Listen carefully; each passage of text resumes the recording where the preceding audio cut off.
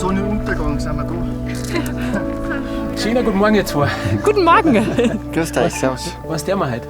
Heute sind wir zwar auf die Falkenhütten raufgegangen und mal nach dem Rechten schauen, weil wir wollen am Donnerstag starten und wollen hier damit Putzen starten und Lieferungen.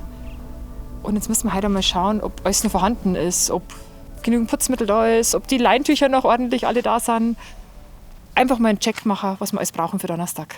Ja, noch ein paar Sachen besprechen, was man jetzt noch, wo es halt noch zwicken könnte. Weil es kann ja sein, dass jetzt durch den Winter, durch den Frost, die Magnetschutzventile, dass da eins zerrissen hat. Und ja, aber bis jetzt schaut es sehr gut aus. Ja. Aber eigentlich nur Kleinigkeiten halt. Ja. Die Falkenhütte sperrt dieses Jahr später auf, weil wir im Keller nur Kühlschränke hatten. Und wir brauchen ganz dringend eine Kühlzelle. Und die wurde jetzt praktisch im Nachhinein eingebaut. Genauso ist bei den Duschen die Wände, ist die Farbe runtergegangen, hat sich der Belag gelöst. Und das wurde jetzt erneuert und deshalb konnten wir leider erst später aufsperren. Und es war keine Möglichkeit, früher hochzukommen wegen dem Schnee. Und Bertel, das ist eigentlich nicht typisch, dass jetzt Fuß aufgeht, weil das war halt mal Ausnahme. Ja, eigentlich gehen wir schon öfters rauf. Also so sind wir halt. Also der eine macht es, der andere nicht. Gell? Wir gehen ja schon öfters und ja, es ist ja so, dass unten ab und zu mal die Fahrzeuge nicht da sind, dann laufen wir halt hoch. Ja. Aber das geht ja schnell. Ja. Was habt ihr jetzt braucht? 2 Stunden 10. Also Ende der Saison geht schneller. Okay, 2 Stunden 10. Unten ist mit 4 Stunden ausgeschrieben vom Johannistal. Wir sind vom Parkplatz P4 hoch und ja, ist schon machbar.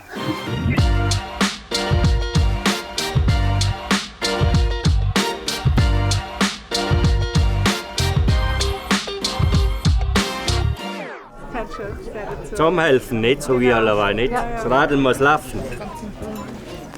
Heute ist eben nur ein kurzer Check hier und dann möchten wir uns den Weg anschauen, weil die Gäste fragen ständig, wie geht es denn von der Falkenhütte rüber zur Lamsenjoch.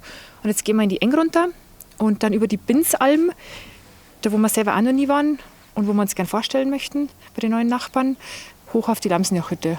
Und dann werden wir sehen, wie der Weg geht, dass wir wirklich eine gescheite Auskunft geben können. Und wen habt ihr alles mit dabei? Wer geht halt alles mit? Meine Schwester, die Amrei, die ja für uns das ganze Buchungssystem alles gestaltet. Ohne die wird es eigentlich nicht laufen, sonst kann man auch nicht so entspannt sein. Und eine sehr gute Freundin von mir, die Christine, die ja öfters auf die Kinder mal schaut. Und unsere Tochter, die Emilia.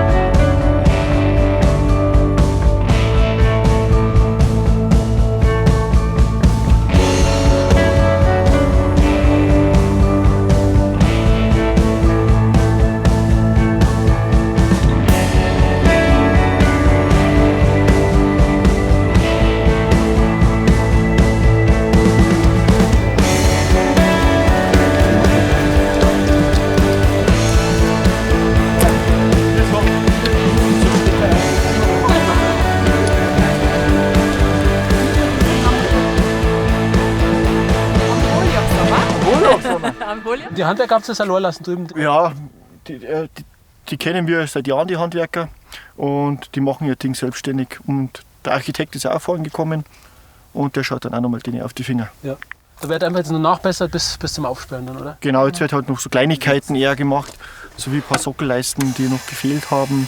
Bei der Maler, also die groben Arbeiten sind eigentlich fertig.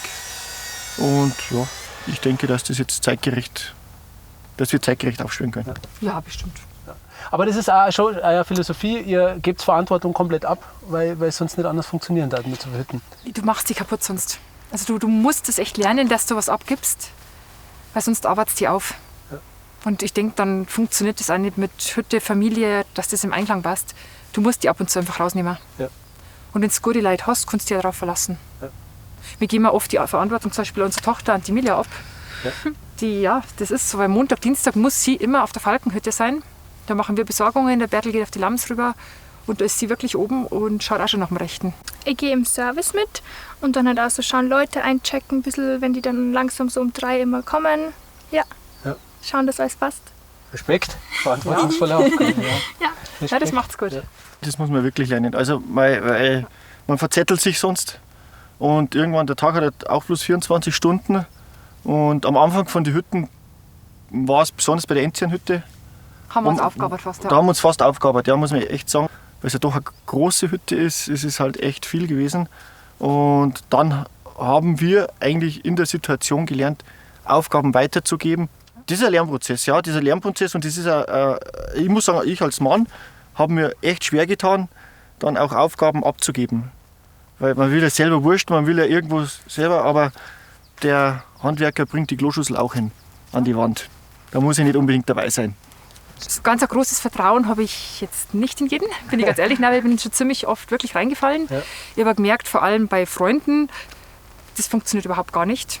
Also das ist eigentlich für mich ein Thema, das habe ich abgehakt. Also, dass die bei uns arbeiten, ja, das funktioniert gar nicht. Also Familie top, gibt es gar keine Themen, das ist, passt, du kannst dich 100% darauf verlassen, musst du auch nicht kontrollieren.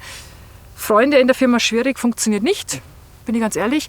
Und bei den Angestellten, bei vielen funktioniert es, aber du musst immer Kontrolle haben, egal wie gut du denjenigen meinst zu kennen. Also wir haben schon wirklich viel Lehrgeld bezahlt. Ja. Also wir geben ab, aber Kontrollen musst du trotzdem machen. Ja. Es gibt natürlich schon so Situationen, da geht es einfach nicht, dass man präsent ist und auch Entscheidungen getroffen werden müssen, jetzt vor Ort, weil es ist immer extreme Lage, extreme Situationen und man trifft halt, wenn man Neulinge hat oder sowas, die treffen halt einfach falsche Entscheidungen, wie wir am Anfang, wo wir das angefangen haben, auch gemacht haben.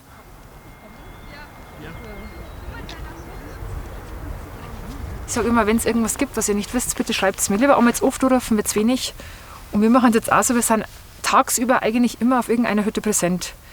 Abends fahren wir oft heim, einfach zu den Kindern. Jetzt, wenn Ferien sind, werden wir viel auf die Hütten nächtigen. Aber grundsätzlich sind wir nur tagsüber da und abends muss man halt da dran. Die Grenze ist eigentlich so, dass wir alles wissen wollen. Jede Entscheidung, jede Situation oder was entsteht, durch die Medien heutzutage gibt es WhatsApp, das ist ein Foto, ein Satz, du Bertel, was machen wir oder wie tun wir, das kann man alles, wir sind ja 24 Stunden zu erreichen, müssen wir auch sein und das funktioniert eigentlich ganz gut. Ja.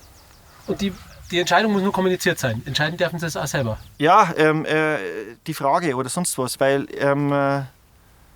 es gibt ja Kleinigkeiten, wie zum Beispiel der Sicherungskasten. Kommt der Neuling daher, sagt Sicherungsfeld raus. Ich suche ja, warum die Sicherung rausgefallen ist. Er versucht, die Sicherung reinzubringen. Also immer die Ursache. Das haben wir ab und zu das Problem. Und dann, das müssen sie erst lernen. Mhm. Und wir sind jetzt in der Phase, sind wir ja schon jetzt, wo viele wissen, wie ich das gerne haben möchte. Weil es nutzt ja nichts, dass in 10 Minuten die Sicherung wieder fällt.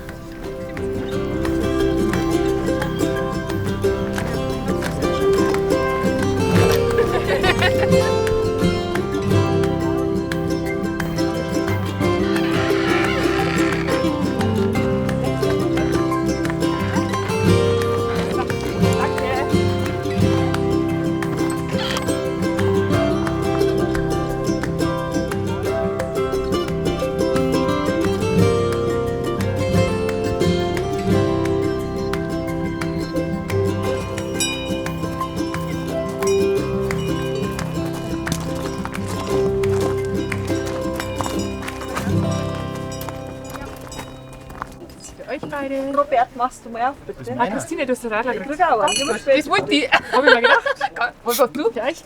Apfelschorle. Wie immer. Es ist ein Auffanggebiet für die Vorhersagen. Schon die mal um, da Lamsenjochiten, ja. Habe ich es auch gut verstanden?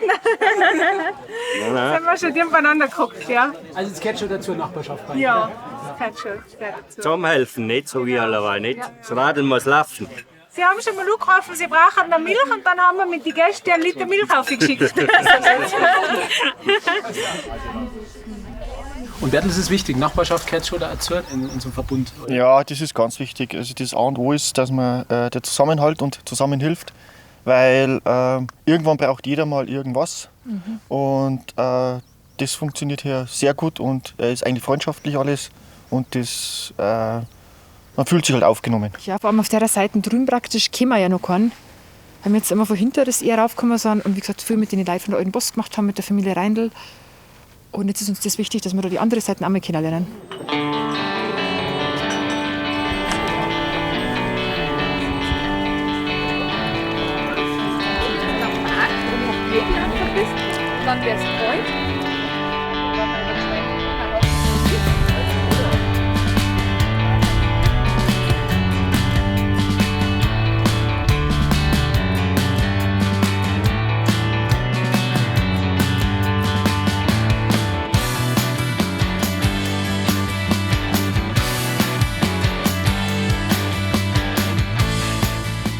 fühlt sich das jetzt an, wenn man da ankommt? Springt man sofort in die Küche und kontrolliert oder könnt ihr da einfach auslassen und erst einmal noch ankommen? Ja, das haben wir, glaube ich, echt gut gelernt. Erst einmal ankommen, jeden begrüßen. Und ich frage dann allerdings schon relativ zeitnah jeden Einzelnen, wie es einer geht, was der Tag war, ob es irgendwas zum Bereden gibt. Heute kam zum Beispiel die Putzfrau auf mich zu, die spricht leider kein Wort Deutsch. Und ich habe nur gemerkt, sie wollten mir irgendwas mitteilen, aber dann habe ich meinen zweiten dazu geholt. Jetzt haben wir Telefonnummern ausgetauscht und sie will mir dann schreiben. Und ich finde, es ist wichtig, dass man sich dann wirklich zeitnah die Zeit nimmt und mit den Angestellten redet, einfach für einer da ist. Weil das ist eigentlich unser Job oder mit unser Job. Kannst du dann auch ein bisschen abschalten oder bist du in Gedanken jetzt den ganzen Weg da oben bei deinen Hütten? Ja, ich mache mir schon Gedanken immer. Ich bin ja dann auch gleich zur Wasserleitung hoch und habe gleich geschaut, ob das funktioniert. Alles da oben. Es ist dicht, also es läuft, ich bin zufrieden.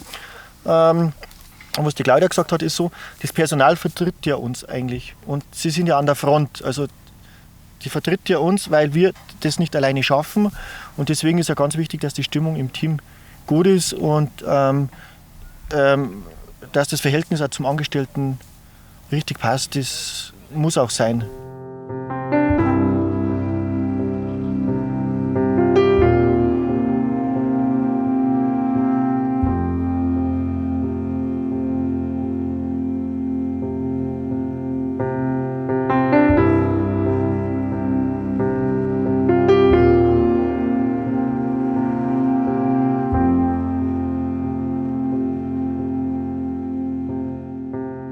Amrei, du machst das Hüttenreservierungssystem vom Tal aus und arbeitest dazu, gell? Genau. Ja. Was ist da so als deine Aufgabe? Wenn die Leute sich einbuchen, dann die Betten zuteilen, wer wo liegt oder Fragen beantworten. Wir haben heuer aufgrund Corona keine Stornogebühren. Und dann ist das von den Leuten schon so eine Selbstverständlichkeit. Man bucht ein Zimmer, man sagt nicht einmal ab und man kommt einfach nicht. Und das ist leider sehr traurig, weil zum einen sind dann einmal nur die Hälfte der Gäste da und man nimmt halt andere einfach auch den Platz weg. Das ist sehr schade. Der Roman auf der Matrashaus hat manchmal gesagt, manchmal darf es helfen, wenn die Leute einfach nur die Homepage lesen, weil da viele Fragen beantwortet werden. Genau. Also wir haben in die FAQs auf der Homepage wirklich viel stehen. Und da kann man sich einiges durchlesen. Auf der DAV-Seite ist auch viel jetzt gerade zu dem Thema Corona, Testen etc. Also wie gesagt, da kann man sich viele Informationen ziehen. Und da dir ganz schön viel Arbeit sparen. Ja, viele Fragen. Weil doch wir jetzt ein Reservierungssystem haben, was viel erleichtert. Aber wenn natürlich einzelne Gäste 5 Fragen hintereinander per E-Mail stellen und ich 5-mal antworte und das dann mal viel, wird es natürlich wieder viel Arbeit. Genau. Und für alle, die es nicht wissen, das machst du ja nebenberuflich. Also das ist ja nicht der Hauptjob. Nein, also ich arbeite hauptberuflich woanders und da unterstütze ich ja nur meine Schwester nebenbei. Oder die Familie, mein Schwager. Ja. Genau. Also mein persönlicher Glücksmoment diese Woche war, als ein nettes Pärchen gekommen ist und eine Dame mir ein Geschenk überreicht hat mit Blümchen außenrum und innen drin waren selbstgemachte Kräutersalze, selbstgemachte Seifen und selbstgemachte Deos. Einfach weil sie uns ein herzlich willkommenes Geschenk für die Lamsenjoch-Hütte schenken wollte. Das fand ich sehr nett. Ich habe mich total gefreut. Sehr schön, ja, das sind die Momente, wo man dann wieder weiß, wofür man das Ganze tut. Gell? Und auch, dass meine Schwester das für mich alles macht, das ist auch ein besonderer Glücksmoment. Danke. Dankeschön.